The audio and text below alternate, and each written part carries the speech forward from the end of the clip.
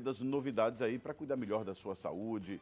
Né? Está aqui comigo ao vivo o doutor Tiago, homem é PhD, viu? PhD, especialista, Tiago de Santana Santos, professor universitário. Tiago, por gentileza.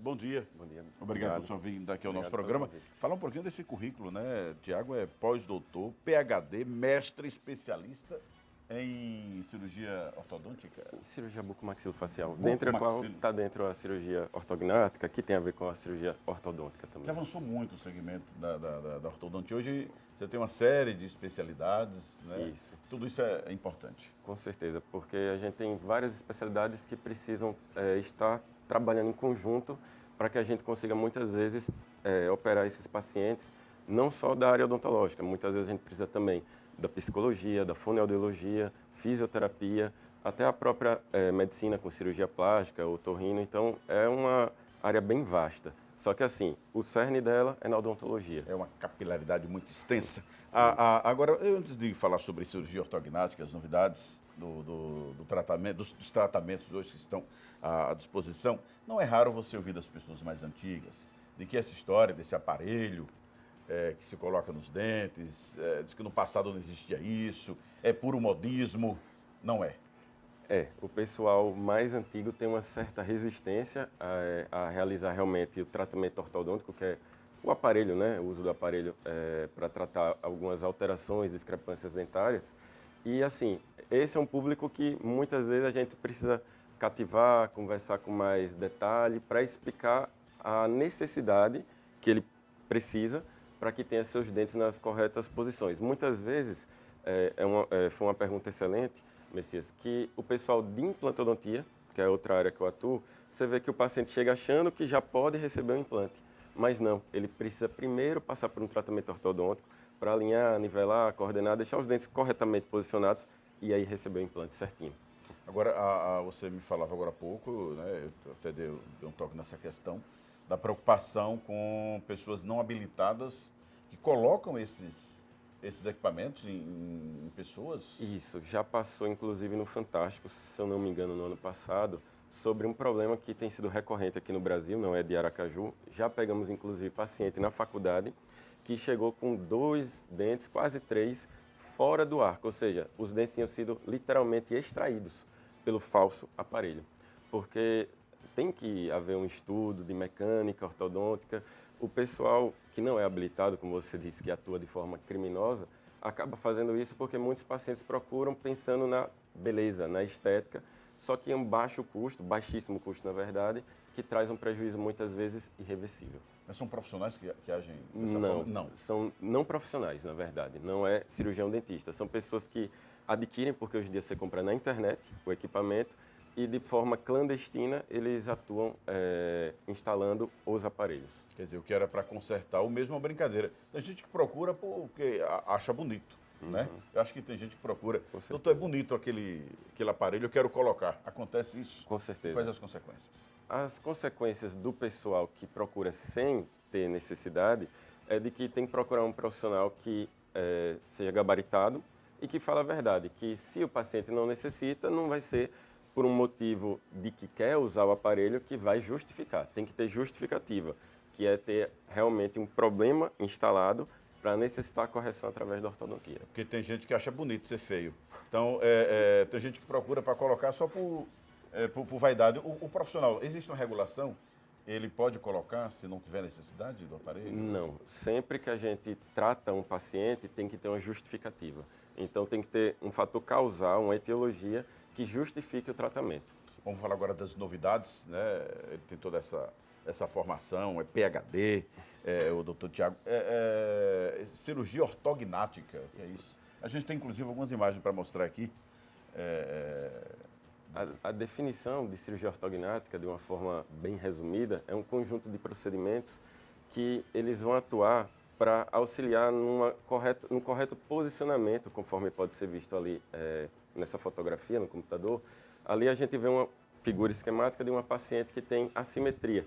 Ela tem esse desvio, né, um laterognatismo, da forma científica de falar, e para corrigir isso, só o aparelho não corrige. Então é por isso que a gente precisa do procedimento chamado de cirurgia ortognática, para corrigir e harmonizar a face dessa pessoa, colocando os dentes na correta posição da base óssea e depois encaixando também esses ossos. Mas tem outros exemplos que o senhor mostrou, né? Isso. Questão do queixo com Tem. protuberância. Isso, pode passar, por favor, de novo ali no computador.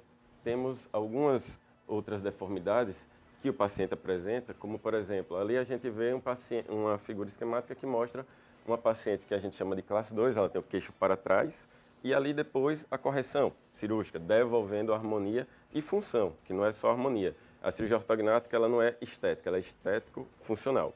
Então, o que é que ela devolve?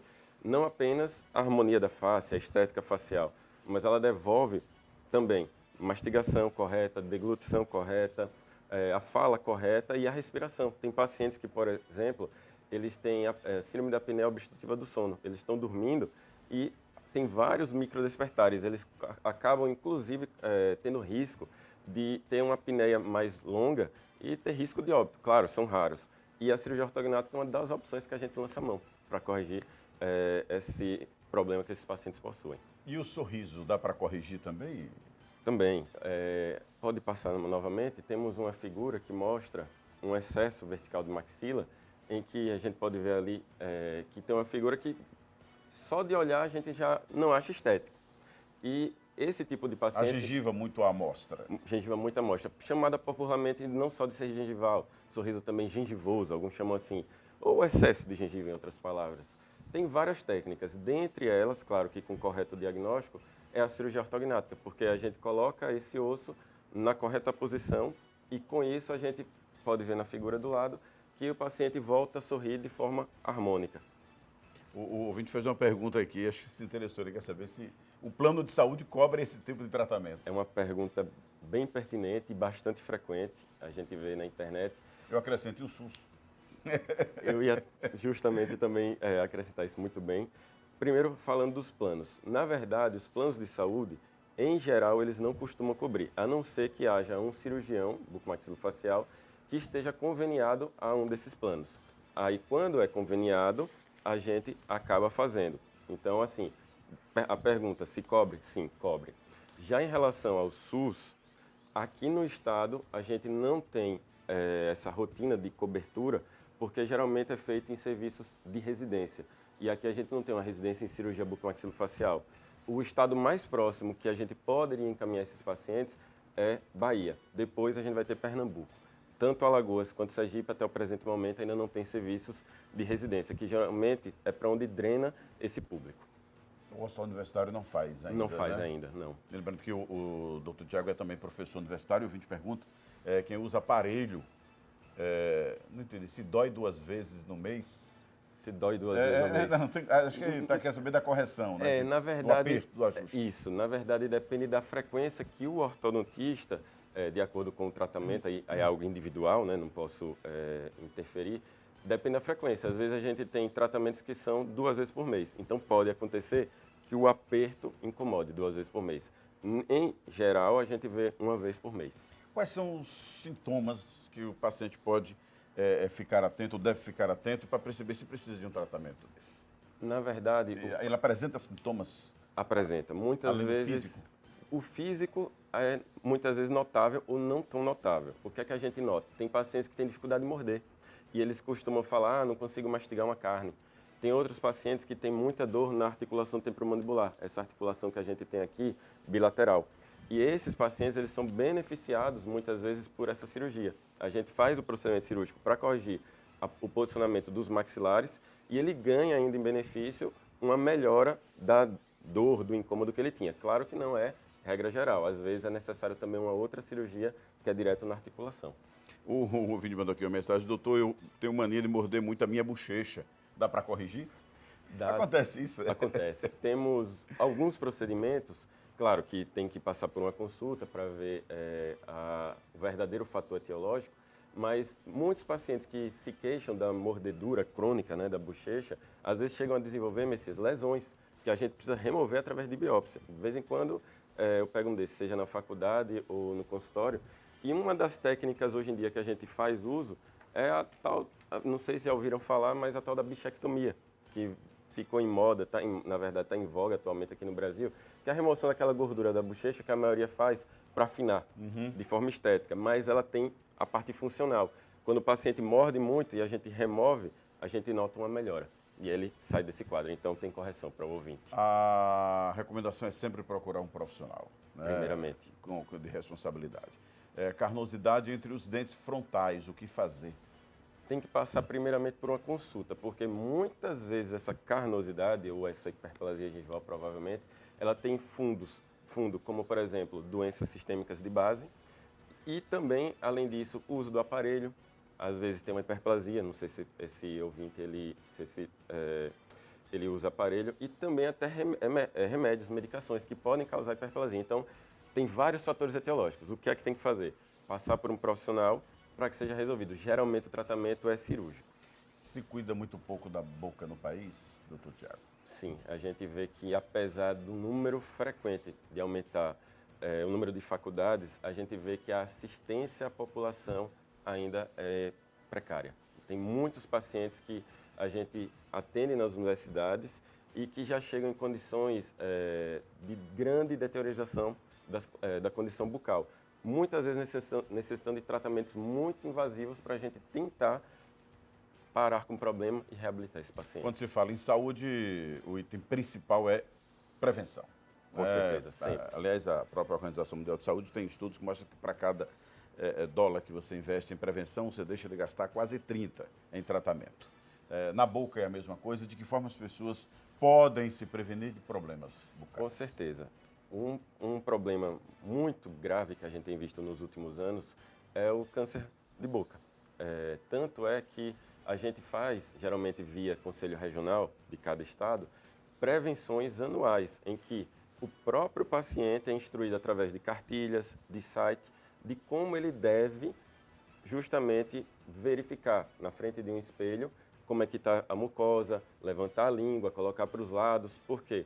De vez em quando a gente atende pacientes, seja em curso, seja na faculdade, seja no consultório, que tinham uma feridinha na boca, já estava presente há alguns meses, e quando a gente vai fazer o diagnóstico através de uma biópsia incisional, já é um câncer invasivo. Chegou uma pergunta agora, doutor Tiago Santana, para usar prótese tem idade? Ele diz que o pai tem 70 anos e acha que não tem mais jeito. É uma pergunta bem frequente, também muito pertinente. Na verdade, não há idade. Desde que haja condição de suporte para a prótese, o paciente pode usar independente de idade. Tanto que eu vou um pouquinho além. Pergunta-se bastante, tem idade máxima para se submeter a uma cirurgia de colocação de implante? A gente vê relatos na literatura de pacientes praticamente centenários, de quase 100 anos, sendo submetidos à cirurgia, ainda tendo uma sobrevida de, por volta, se eu não me engano, de uns 5, 6 anos, um paciente que foi instalado aos 96, viveu até os 105, com melhor qualidade de vida. Ok. Muito obrigado, doutor Tiago Santana. Uma Sim. aula aqui, né? Quem quiser contato com o senhor, procura onde? É só procurar lá no Centro Médico Jardim, sala 901. Tem um site, posso passar? Pode.